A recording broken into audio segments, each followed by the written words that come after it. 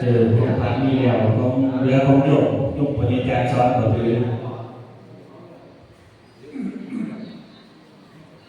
พระความกลา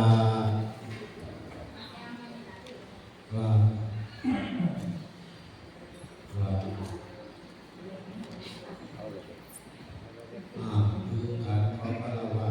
บูบวาสิเพียนเรียนอย่างคนใหม่นะโม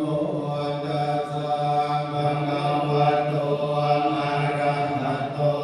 สัมมาสัมพุทธัสสะนะโมตัสสะ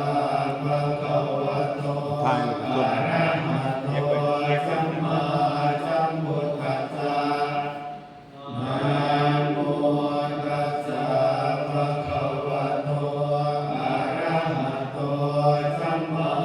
สัมพุทธัสสะเตปะมาเตนะภวารตะเยนะกตังสัพพังปปาราทังกัมมัตถุโนกันเตเตปะมาเตนะภวารตะเยนะกตังสัพพังปปาราทังกัมมัตถุโนกันเตเตปะมาเตนะภวารตะเยนะกตังสัพพังปปาราทังกัมมัตถุโนกันเตนี่คือว่าสิทธิ์หาครูบาอาจารย์ตลอดทั้งของคนอย่างนุ่มสลอนจิตเกิดผู้ศึกษาสิทธิ์หาสิทธิ์เป็นสิทธิ์ของผู้สู้ที่ขอโอกาสในการเปลี่ยนเปลี่ยนใหม่เดี๋ยวเราวันที่26อาจจะได้ขอจะดีรับของครูผู้สู้เมตพิเศษวันที่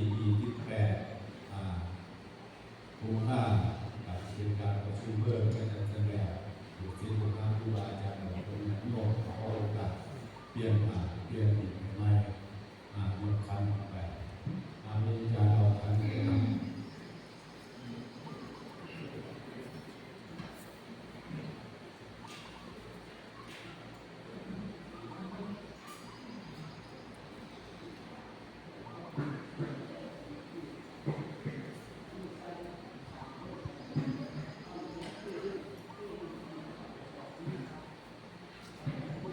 โอกาสวันทานิปันเตสัพพังปัปปาราทังธเมปันเตมยากตังปุญญังสานินาอนุโมทิตปังสามินาคตังปุญญังไมหังคาตปังสาธุสาธุสาธุอนุโมทามิ